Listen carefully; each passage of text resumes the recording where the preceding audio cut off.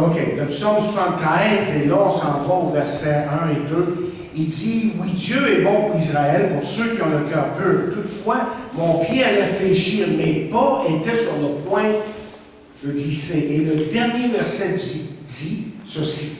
Verset 28, il dit, « Pour moi, m'approcher de Dieu, c'est mon bien. Je place mon refuge dans le Seigneur l'Éternel afin de raconter toutes tes œuvres. » Alors, Seigneur, bénis ta parole ce matin, qu'elle puisse parler à nos cœurs et nous faire comprendre la grandeur de ton amour pour chacun de nous. Parce que tu es là et tu veux tellement que nous puissions ouvrir nos cœurs et reconnaître que tu es un grand Dieu. Et on t'a pris ça en nom de Jésus. Amen. Amen. OK. Je ne sais pas si ça vous est arrivé d'avoir une crise de foi. F-O-I-E. Oui, il y en a qui disent, ils savent ce que c'est. Hein? Ils disent que c'est très douloureux. Moi, je ne me rappelle pas de jamais avoir eu une crise de foi. Seulement, je ne veux pas vous parler ce matin de celle-là, d'une crise de foi là, dans le corps. Ce dont je veux vous parler ce matin, c'est de votre foi en Dieu. F-O-I. F-O-I, c'est une autre affaire, ça. Parce que vous voyez, quand on parle de crise de foi, okay, même de grands hommes de Dieu, dans la parole de Dieu, ont fait cette expérience-là. Oh, il était très rare à un moment donné, que ça allait bien, puis Dieu était bon, puis Dieu était là, puis là, tout d'un coup, en dessous du prélard. Okay. Un de nos amis disait, je suis en dessous du prélard aujourd'hui. OK? On peut juste se rappeler de Jean-Baptiste. Jean-Baptiste, à un moment donné, là, il était en train de prêcher l'évangile, le royaume de Dieu, l'évangile, si vous voulez. Il y a des foules qui le suivaient, puis tout d'un coup, on le met en prison. Puis là, il se questionnait, mais pas. Là, à un moment donné, il dit ceci, puis c'est en rapport avec Jésus, il dit, « Es-tu celui qui doit venir ou devons-nous attendre un autre? » Non! J'ai tout fait ça, ce travail-là, de prêcher pour toi, puis d'emmener un message de salut, de parler de repentance. Et puis là, je me demande si vraiment ça valait la peine. C'est à peu près ça qu'il dit.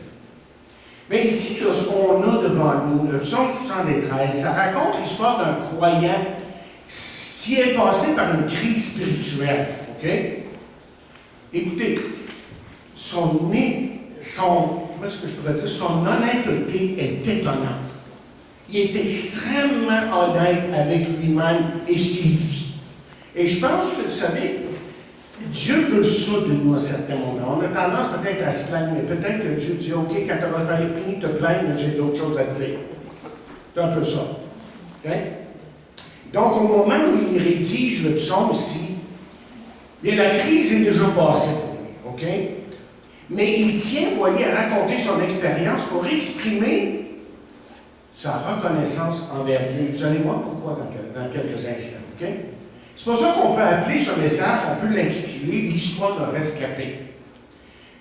Je ne sais pas si vous savez c'est quoi une autobiographie. C'est quelqu'un qui raconte son histoire. Et les autobiographies peuvent être très intéressantes, mais souvent l'auteur a écrit pour se justifier, il écrit pour protéger sa mémoire. On veut qu'on se rappelle de lui, bon côté, si vous voulez.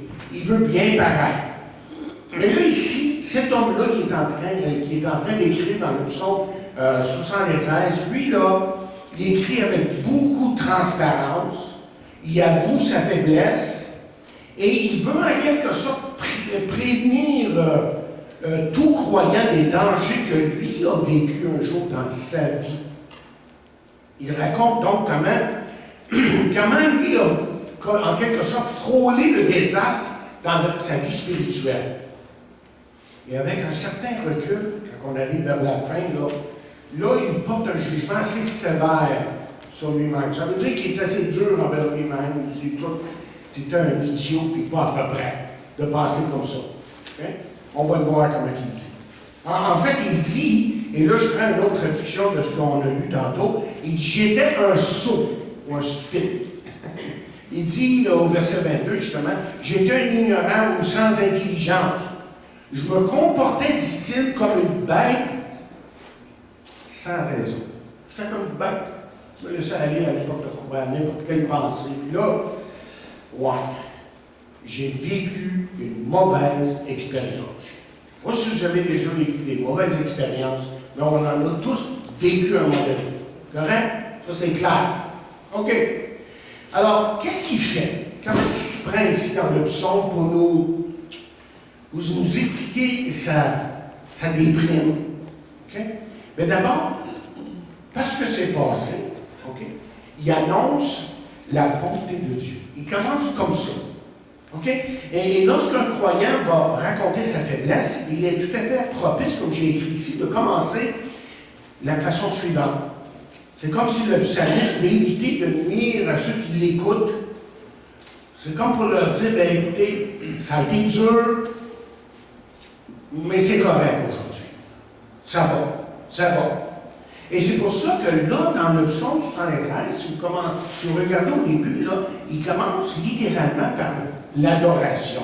Il commence par reconnaître que Dieu est bon. Il reconnaît la bonté de Dieu après tout ce qu'il a vécu.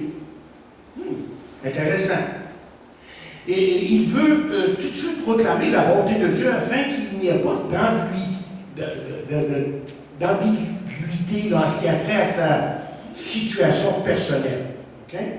Et là, il veut parler de la bonté de Dieu pour commencer. Et savez-vous que la bonté de Dieu, le fait que Dieu est bon, comment dire, est un des grands thèmes dans la Bible. Et la Bible en parle amplement. Et lui, il veut proclamer la bonté de Dieu envers ceux qui lui appartiennent. Non pas que Dieu n'est pas bon envers les hommes, hein? Parce que Dieu est bon envers tous les hommes, parce que la Bible dit justement dans le psaume 145, l'Éternel est bon envers tous les hommes. Donc Dieu est bon envers tous les hommes. Et Jésus lui va amplifier en disant ceci. Il va dire, il fait pleuvoir sur les justes et sur les injustes. Mais ce que lui veut nous faire comprendre dans le psaume ici, c'est qu'il y a une bonté qui vient de la part de Dieu, qui est réservée uniquement pour ceux qui lui appartiennent, pour ceux qui sont les enfants de Dieu, pour ceux qui connaissent Jésus-Christ, qui l'ont accepté dans leur vie et qui l'ont reconnu aussi comme sauveur et Seigneur dans leur vie. Oui, Dieu est bon. On nous raconte qu'un pasteur a perdu sa petite fille à cause de la leucémie. Et peu de temps après, il devait reprendre son travail. Donc, il est venu derrière une chaire comme celle-ci, il a commencé à prêcher. Et ce dimanche-là, il a décidé comme thème de prêcher sur le thème la bonté de Dieu. Non pas qu'il était bon de voir partir sa petite fille, mais que dans l'épreuve et après, cet homme-là qui avait perdu sa petite fille était persuadé de la bonté de Dieu. Et ça, il l'avait vécu personnellement. Ce qui fait que lorsqu'il a apporté la parole ce matin-là, c'était un puissant témoignage de l'amour, de la grâce de Dieu dans sa vie et dans la vie de ceux qui lui appartiennent. Écoutez ce que la Bible dit sur la bonté de Dieu. Okay? Il y a beaucoup de versets qui nous parlent de la bonté de Dieu. Dieu est bon. Alors il dit, par exemple, dans le psaume 34, goûtez et constatez que l'Éternel, c'est le nom personnel de Dieu. Okay? C'est le nom très intime de Dieu. Que l'Éternel est bon. Un autre verset dit, dans le psaume 36, ta bonté atteint jusqu'aux cieux. C'est très imagé, la Bible. Il y a beaucoup d'images dans les psaumes, donc, des fois, on a une sorte d'image pour nous aider à comprendre la grandeur de quelque chose, d'un attribut de Dieu, d'une caractéristique de Dieu. Ensuite, dans le psaume 100, il dit, l'Éternel est bon.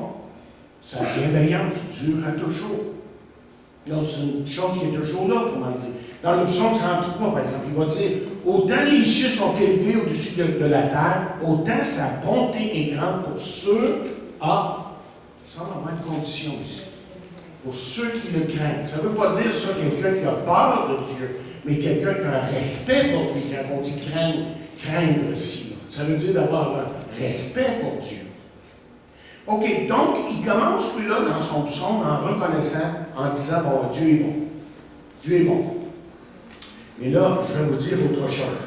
Comme s'il est en train de dire, là, j'ai quelque chose à vous raconter. J'aimerais vous raconter mon histoire. Et ici, vous savez, dans notre Église, on aime que les gens racontent leur histoire de temps en temps. Donc, c'est pour ça qu'à certains moments, on a des gens qui vont venir, ils vont donner leur témoignage. Comment que Dieu a changé leur vie. Et c'est vrai que Dieu change les vies.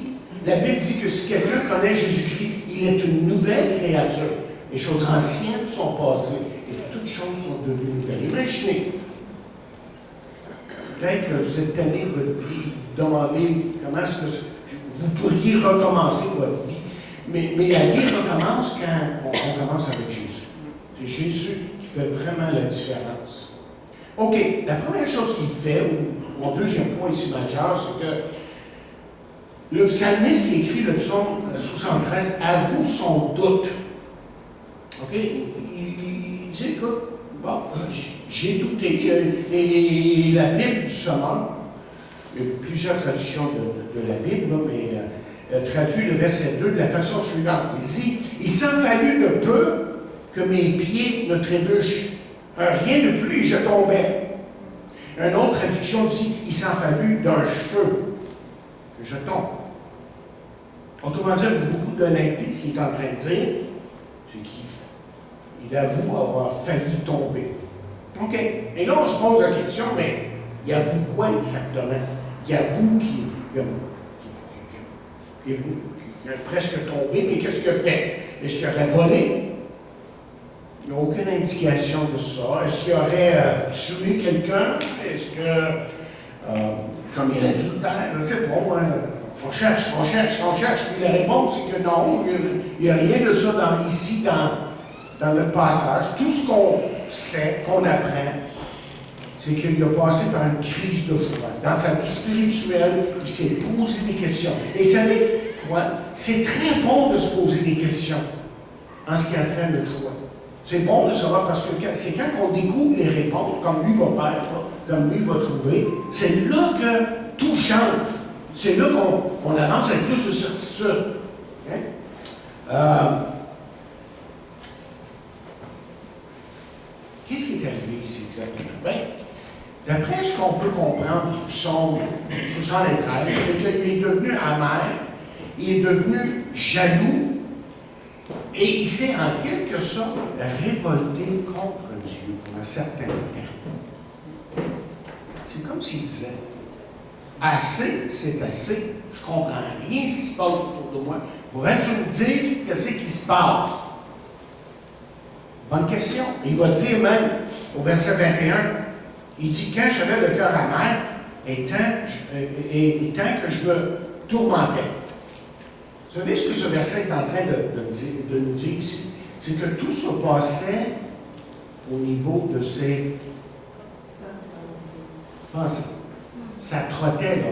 Ça me fait penser à un magasin qui a changé de nom. En avant de l'hôpital, c'était la librairie du Richelieu. À un moment donné, je vois bien Hamster. Si je rentre dans le magasin, j'avais des choses à acheter, et puis je dis à quelqu'un qui était là, j'ai dit, écoute, avez-vous changé le nom du magasin parce que le petit hamster travaille dans la tête? Elle dit, oui, c'est exactement ça. Tu sais, le petit hamster qui travaille dans la tête parce que là, dans la librairie, on va des livres, on va tout ça, donc on veut que la tête, ça marche à l'intérieur. De nous, hein, qu'on réfléchisse aux choses de la vie, des choses comme ça.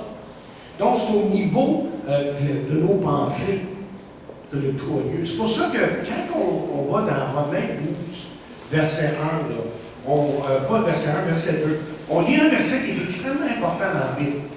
Et la Bible dit ceci, en ce qui a trait nos pensées, c'est important qu'on réalise que ça commence dans nos pensées, dans notre cœur, là. Et c'est pour ça qu'il dit, ne vous conformez pas, verset 2 de Hébreux, pas Hébreux, mais Romains 12, il dit, ne vous conformez pas au siècle présent, mais soyez transformés par le renouvellement de l'intelligence, afin que vous discerniez quelle est la volonté de Dieu, ce qui est bon, agréable et parfait. On va en parler dans quelques instants de la volonté de Dieu. OK? Il est en train de dire ici tout simplement que ça a lieu dans ta tête, là. Et si tu peux penser différemment, tu vas prendre une direction différente. Et dans la Bible, il y a le récit d'hommes de Dieu qui sont tombés dans le péché. Mais ici, là, dans ce récit qu'on vient de lire, dans le psaume 13, on parle d'un homme qui a failli tomber. Et sa caisse, chute, était surtout dans une période de temps, je dirais, dans sa vie, où il ne se réjouissait plus de la bonté de Dieu. Il savait toutes ces choses-là là, sur Dieu. Il connaissait la parole de Dieu. Et puis, c'est ça. Il savait beaucoup de choses sur Dieu. Mais là, il a comme mis ça de côté. Il a dit, wow, quelques minutes là, je comprends plus rien. Ça va pas bien. Puis j'aimerais bien comprendre à nouveau. Alors, il fait une analyse de son doute. Regardez, à partir du verset 3 jusqu'au verset 14, on fait juste résumer ici, on n'a pas le temps d'aller dans tous les détails. Il analyse son doute. Il se demande, mais pourquoi est-ce que je doute? Pourtant, j'ai toujours eu une foi ferme en Dieu, mais là, ça ne va pas. Alors, on va essayer de comprendre ce qui se passe en lui. Okay?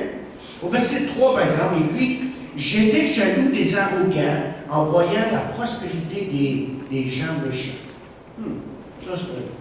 Ça, c'est pas la même traduction que je viens de lire tantôt. Lui, dans sa tête, OK? Lui, dans sa tête, ce qu'il pensait, c'est qu'il voulait que tout aille bien, ou toujours bien, pour le croyant, pour celui qui mettait sa foi en Dieu. Il voulait que tout aille bien, mais tout le temps. Et que pour le méchant, qu'eux payent de leur faute, soient punis, autrement dit. Que le méchant, que le bon, je devrais dire, mène une vie tranquille et heureuse, et que le méchant soit puni de leur faute. Mais quand il regardait autour de lui, c'est pas ça qu'il voyait. Il voyait le contraire. Ça le troublait. Il disait, voyons donc, qu'est-ce qui se passe? Qu'est-ce qui se passe? Au contraire, il avait l'impression que les méchants prospéraient et réussissaient. Et puis même, il parle aussi qu'ils avaient une bonne santé. Comme on dit, ça pétait le feu. Okay. Ça allait d'un bord à l'autre, puis hey, la vie, c'était la vie, puis on se réjouissait, on avait du fun. Puis il dit au verset 4, il dit, hey, ils sont exempts de souffrance jusqu'à leur mort, ils ont santé et en bon poids. Comment on dit que. C'est ça. Enfin, ce qu'il est en train de dire, hey, c'est pas juste, mais c'est pas juste qui arrive.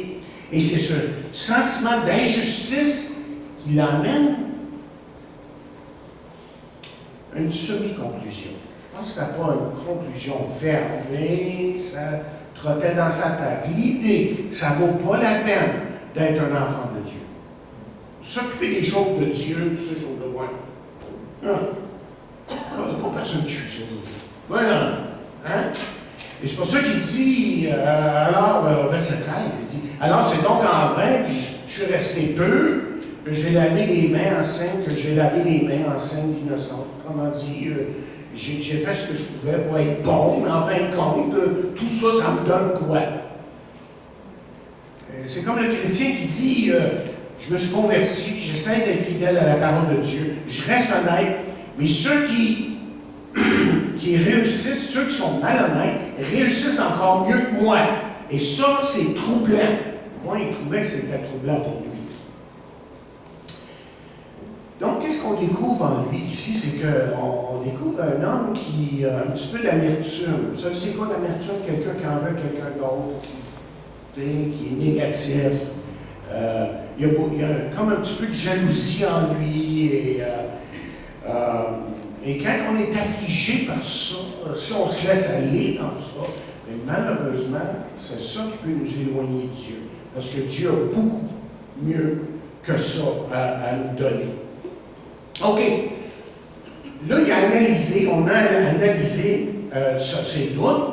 Pourquoi il doute? Bon, il regardait les autres, il dit qu'ils font mieux que moi, puis ça me donne quoi, moi, de commencer à être un chrétien, puis de suivre l'Évangile, et tout ça. Ça me donne quoi exactement? Et là, il découvre la réponse à ces doutes. OK? À partir du verset 15 à 20, là, ça commence à changer un petit peu, sa façon de penser. Okay? Qu'est-ce qu'il dit? Mais au verset 16 et 17, qu'est-ce qu'il dit? Il dit, je me suis mis à réfléchir. Ça, c'est bon, hein?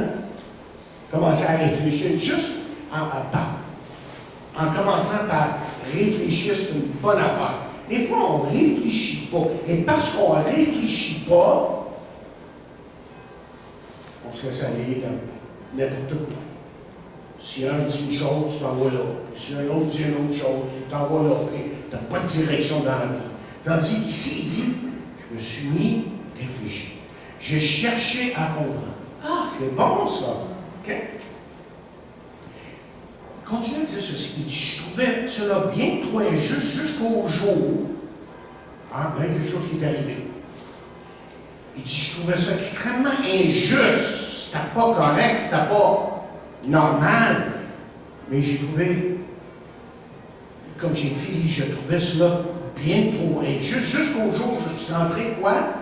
Dans le temple de Dieu, le sanctuaire, et où j'ai réfléchi au sort qui les attaque, le méchant. Qu'est-ce qu'il est en train de dire, ça? OK? Mais d'abord, au lieu de vivre dans cet état de doute, tu sais, parce que là, il y avait des doutes, ma foi, c'est vraiment une vraie foi. Tu sais, Jésus, es-tu vraiment sauveur? Tu sais, toutes ces choses-là, ça vaut-tu la peine et tout ça. Donc, au lieu de vivre dans cet état de doute et d'amertume, lui, il a décidé d'agir. Non, il dit, je ne me laisserai pas avoir, je vais être sûr de comprendre ce qui se passe dans ma vie. Je ne sais pas si ça vous est déjà arrivé. Juste de dire, là, attends un peu. Là, OK.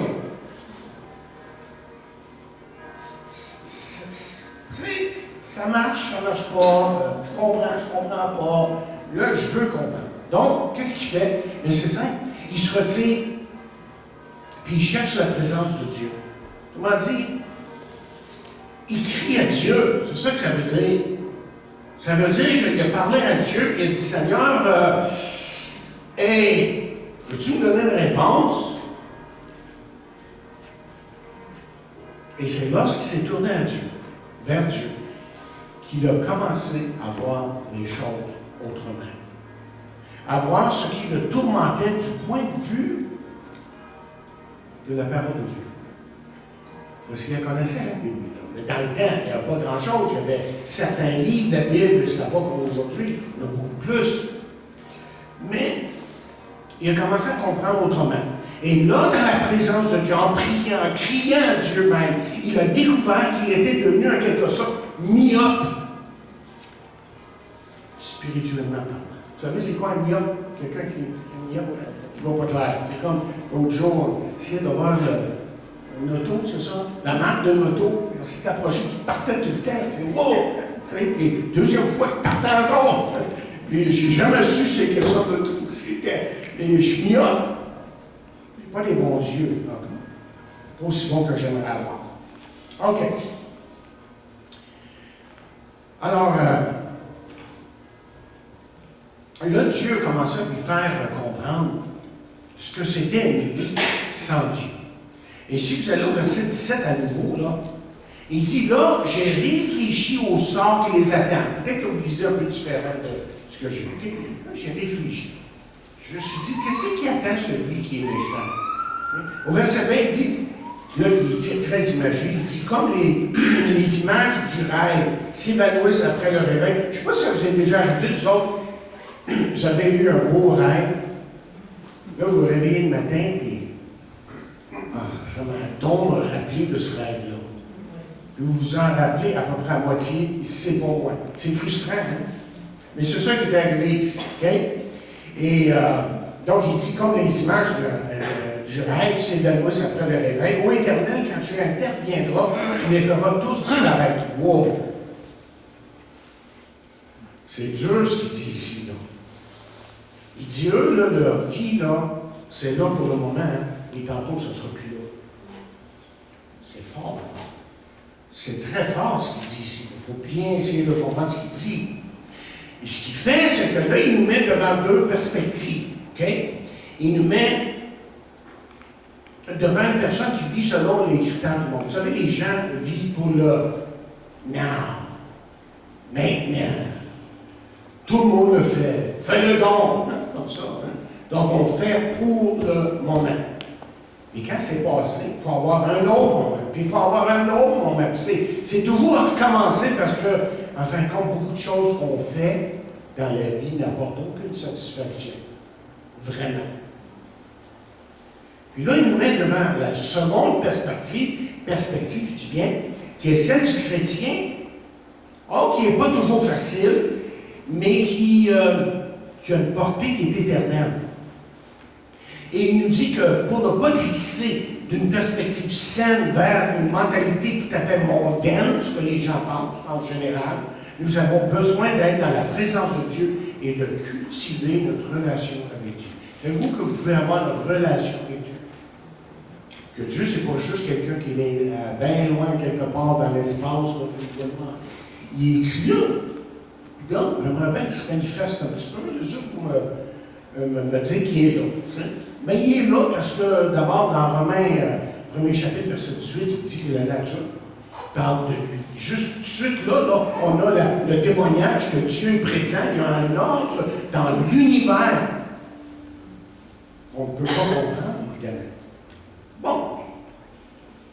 OK. Là, il se repent. Puis quand je dis repent ici, là, c'est pas qu'il avait commis un gros péché, là. Il a juste mis certaines choses en doute. Quand on dit repent, ça veut dire changer d'idée. Là, il commence à changer d'idée. Puis là, il dit au verset 21-22, on l'a lu tantôt, il dit « J'étais un sot, un ignorant, j'étais un stupide, puis un gars pas intelligent. » Et il se rend compte qu'il avait été au bord du précipice et que, loin d'être intelligent et loin d'avoir été sophistiqué comme il pensait qu'il avait été, le contraire était vrai, qu'il avait commencé à penser en stupide, en ignorant. Mais là, il y a eu comme un point tournant dans sa vie. Okay? Il y a eu comme un point tournant dans sa vie. Et c'est pour ça que le reste du psaume est tellement différent. On y trouve là l'expérience d'un homme.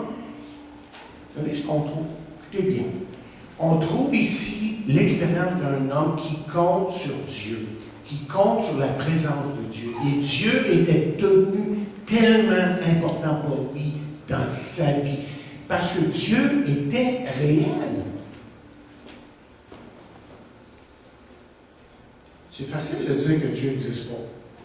Il y a des gens qui croient ça aujourd'hui. Hein? Je me rappelle, on m'avait dit ça à Billy Graham une fois. Quelqu'un est venu le voir. Billy Graham, c'est un grand prédicateur qui est mort il y a juste une couple d'années, tout ça, 93 ans. Il a prêché une fois devant 1 million de personnes dans une réunion. 1 million.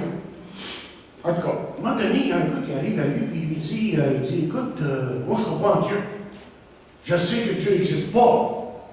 Et le Graham lui a dit c'est bizarre. Et je lui ai parlé un matin. Hein, peux-tu dire qu'il n'existe pas? Mais c'est ça. Les gens, quand on ne connaît pas quelqu'un, mais c'est ça, on arrive à cette conclusion-là que Dieu n'est pas là. Mais Dieu est très présent. Et Dieu veut surtout être présent dans votre vie. Dans votre vie personnelle. Et c'est ça que Jésus nous fait, il nous emmène à Dieu. C'est pour ça qu'il dit, je suis le chemin, la vérité et la vie. Nul ne vient au Père que par moi. C'est par lui. Mais Jésus a dit, je suis le chemin. Il n'a pas dit un chemin, il dit le. Hein? Il y en a juste un. Il dit, viens à moi, vous allez connaître Dieu. Oh, OK. Une fois, on va élaborer sur ça. OK. Donc, lui, il trouvait que c'était très, très, très important de marcher avec Dieu. Mais là, le cinquième point que je vous en ai se trouve au verset 23 à 28. C'est la conclusion du message. OK? Là, lui, à un moment donné, il se trouve comme libéré de sa déprime. Il se trouve libéré de ses doutes. En quelque sorte, il se remet de sa crise de foi et retrouve l'assurance et la confiance qu'il avait perdu quelque temps. Il avait été ébranlé. Tu sais, il y a des choses qui sont arrivées et probablement, même cette semaine, par quelques-uns parmi nous, il y a des choses qui ont eu lieu dans votre vie, puis ça vous a ébranlé un petit peu. Tu sais, pas juste spirituellement parlant, mais face à votre job, par exemple. Tu sais, vous vous demandez, je vais-tu la garder, ce job-là? Peut-être c'est une relation avec quelqu'un que vous avez et vous dites, ouais, si je continue comme ça, on va tout briser, on va tout détruire, moi. Et puis, toutes sortes d'affaires comme ça qui se passent, vous êtes ébranlé, mais là, lui, il avait été ébranlé dans sa foi, puis seulement quoi. Mais là, il a retrouvé confiance. Qu'est-ce qui arrive exactement? Qu'est-ce qu'il découvre? Il fait comme une découverte. La première chose, ça se trouve au verset 23. C'est qu'il découvre que Dieu ne l'a pas abandonné. Il dit, mais je suis toujours avec toi et tu m'as saisi ta main droite. Ça me rappelle une petite histoire que j'ai lue cette semaine. Ce gars, il était dans un magasin. Et puis, il regardait les bonbons. Ah, tu voulais les bonbons. À un moment donné, il s'est aperçu que le moment n'était plus là. Là, il s'est commencé à promener dans le magasin. Puis, ouais, maman, là, il commence à aller dans les allées, puis il regarde, le moment est là, il y a juste lui, 8-9 ans, ce petit gars-là.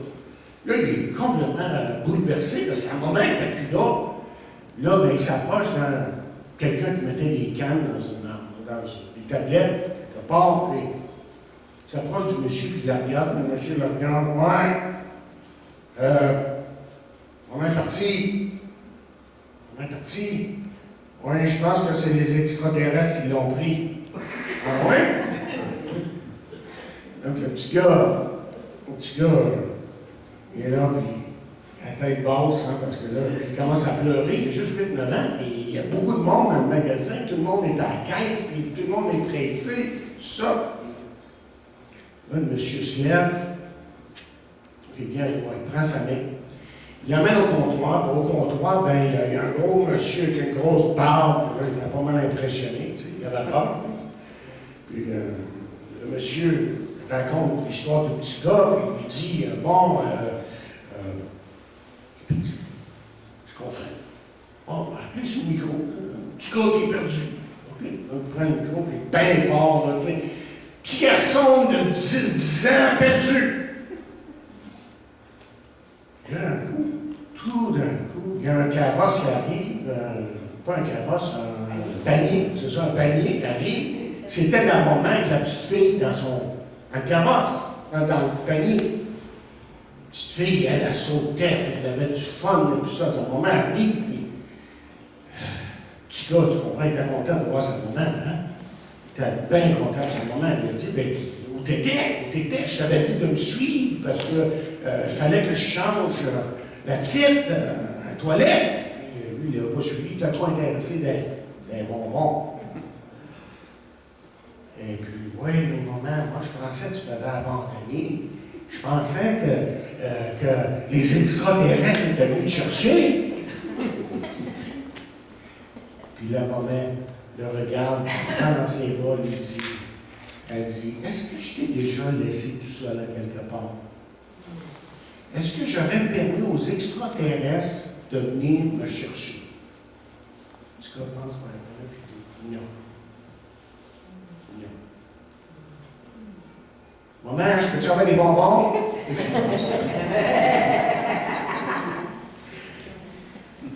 Ça, c'est juste une petite histoire pour vous dire que c'est comme ça avec Dieu. Avec Dieu, ça n'a rien à faire. Ne nous abandonne pas. Même Jésus a dit, juste avant de partir au ciel, après qu'il est mort, ressuscité, tout ça, il dit, je vous laisserai, je vais être avec vous jusqu'à la fin du monde. Et ça, c'est une promesse pour nous. Ça. Dieu est toujours avec nous. OK. Donc, lui, il a découvert que Dieu ne pouvait jamais l'abandonner parce que c'était son enfant. La deuxième chose qu'il a découvert, c'est au verset 24, c'est que Dieu avait un plan pour lui. Selon ton plan, tu me conduis. Donc là, tout d'un coup, il est rassuré du fait que Dieu avait sa main sur sa vie et que Dieu allait le diriger. Troisièmement, au verset 24 toujours, il dit il dit, et puis tu me prendras dans la gloire. Vous savez ce qu'il est en train de dire, là? Et puis tu me prendras dans la gloire. Ça a l'air glorieux, ça, hein? Il est en train de dire, ce que Dieu est en train de dire, c'est que, hey, j'ai un avenir pour toi. J'ai un avenir pour toi. Je ne te laisserai pas seul, premièrement. J'ai un plan pour ta vie et je peux te dire que si tu me suis, tu vas avoir un avenir prometteur avec moi. Et la vie éternelle, quand on parle de la vie éternelle, vous savez, la vie avec Dieu, autrement dit, c'est de prendre avantage de toutes les promesses qui sont dans la parole de Dieu. Et la Bible nous dit dans Éphésiens 1er chapitre, verset 3, que le chrétien, lui, là, est béni de toutes les bénédictions spirituelles de Dieu, qui sont en Jésus-Christ. Et comparez ça à quelqu'un qui est sans Dieu. Lui, il regarde à quoi, lui, pour l'éternité? Il regarde à 6 pieds sous terre, puis, ouais, quel avenir! ou il n'est pas sûr, mais j'espère que dans l'éternité, je vais être en bonne place. Mais il n'est pas sûr. Tandis que ce que la Bible fait, c'est de nous donner des certitudes. C'est de nous donner des certitudes. Il y en a tellement de certitudes. Et Jésus a dit, la parole de Dieu nous dit que Dieu a tellement aimé le monde. Il a donné son Fils unique afin que quiconque croit ne périsse point, mais qu'il ait la vie éternelle. Et il y a tellement de personnes qui parlent comme ça, qui disent « Hey, c'est pas fini ici, là. » En fait, savez-vous quoi? Ça va juste commencer ici. Sur cette terre, avec Dieu, ça ne fait que commencer, parce qu'on va être avec lui pour toute l'éternité. Et là, il n'y aura plus de maladie, il n'y aura plus de... Pensez à tout ce qui est négatif dans la vie, ça n'existera pas. Il n'y aura même pas de péché. Parce que le péché, c'est le mal, hein? C'est la haine, la jalousie, tout ce que j'ai mentionné tantôt, c'est tout ça. Là. Mais au ciel, dans la présence de Christ, la Bible nous dit qu'il n'y a rien qui va exister de ça. Ça va être. Puis écoutons, qui est-ce qui n'aspire pas à un monde parfait? Je veux dire, on parle de. Je lisais un petit peu dans une nouvelle ce matin qui disait si on ne règle pas l'affaire du climat, là, le problème de climat, que ça va être fini pour nous en tant qu'humanité dans quelques années. Heureusement que je n'ai pas écouté ce monde-là. Il y a peut-être un problème là, oui, certain, mais il y a plus que ça. Dieu nous promet beaucoup plus. OK, il faut avancer et finir. OK? Dieu devient sa joie. Verset 25, il dit qui ai-je au ciel si ce n'est pas toi? Et ici, que désirer que je suis avec toi? Autrement dit, sa joie, son profond bonheur de trouver avec Dieu. Là, il faut que je finisse. OK? Et les bonheurs, comme j'ai dit, il y a quelques semaines de ça, quand je parlais sont du côté du juste, celui qui marche avec Dieu. Regardez, dans le psaume, premier chapitre, on dit « Heureux l'homme qui ne marche pas selon le conseil des méchants. » Et je vous ai dit il y a quelques semaines que le mot « heureux », là, plutôt pluriel. Tous les bonheurs, tout le bonheur que l'homme peut avoir appartient à celui qui marche avec Dieu. Ensuite, Dieu est son appui dans la faiblesse. Au verset 26, il dit « Mon corps peut s'épuiser, mon cœur défaillir.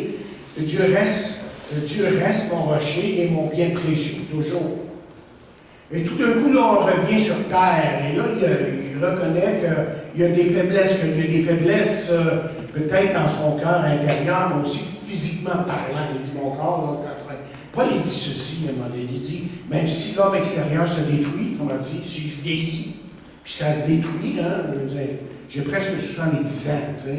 Un bout de temps, tu te dis, ouais, j'entends mal, je vois mal, qu'est-ce qui va pas? Ouais. Il y a bien des choses qui ne vont pas après un certain temps, mais vous savez ce qu'il dit? Il dit, l'homme extérieur se détruit, OK? Mais l'homme intérieur se renouvelle. Il dit, intérieurement, je suis un homme nouveau, de jour en jour. Dieu est ma force et mon appui pour toujours. Et le dernier point, c'est celui-ci. Il se confie d'une façon délibérée à Dieu. Il dit, oui, j'ai placé dans le Seigneur, dans l'Éternel, mon sûr refuge. Il a dit, OK, j'y vais par la foi. Et la foi, c'est un élément tellement important dans la vie chrétienne. C'est-à-dire que je n'ai pas vu. On parle de foi de deux façons, hein, ce qu'on croit et notre confiance en quelqu'un. Mais ici, là, il dit, j'ai mis ma foi en Dieu et j'ai dit, Seigneur, si tu existes, manifeste-toi, montre-toi, parle à mon cœur et montre-moi que tu es vraiment là. Et c'est exactement ce qui est arrivé dans sa vie. Donc, si on suit ici le parcours d'Asaph, un des psalmistes, on retrouve ici qu'à la fin du psaume, on le retrouve comme au début. Il est en train de dire que Dieu est bon. Et comment est-ce qu'il s'est échappé de ces doutes qu'il avait, de cette crise de foi qu'il a vécue? Bien, savez-vous quoi? Dieu va changer le monde autour de lui pour le moment. Le méchant n'a pas été détruit tout d'un coup pour le moment. Mais savez-vous ce que Dieu a fait pour lui? Il a changé son cœur. Il a changé ses pensées. Il était au bord du précipice. Mais Asaph s'est tourné vers Dieu. Et tout ce dont on a à faire ce matin, C'est se tourner vers lui. Et lui dire simplement, Seigneur, je ne comprends pas, mais je veux comprendre, que tu puisses parler à mon cœur, que je puisse te connaître personnellement.